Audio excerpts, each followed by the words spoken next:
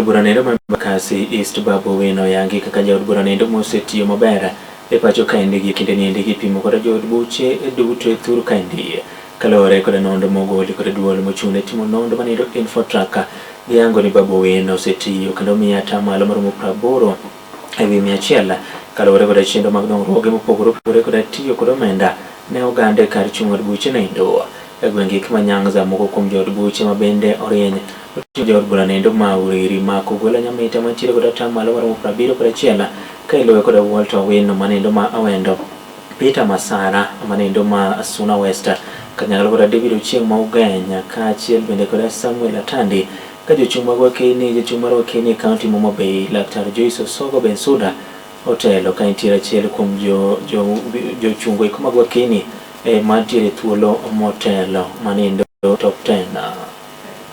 I think that's why we've seen that communication presence matters, and it is what will then translate the Senate work into county level relevance. And those are the things that the county voice lends in terms of what we saw from the perception of citizens, means.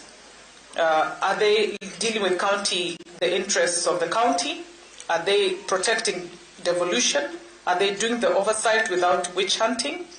Are they visible? And do they therefore inspire citizens' confidence? If they don't, then you may feel that you're doing the best on the floor of the House and the numbers don't show here.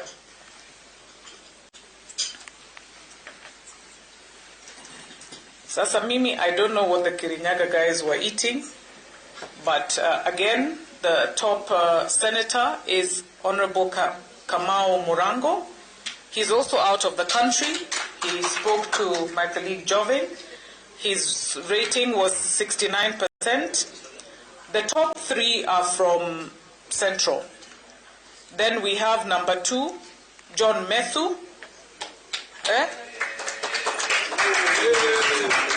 From Nyandarua. And then number 3 is Joel Mutu. I go back to the picture. Wacha chukweni picture basi. Aye. But who else do we have there in the pictorial there?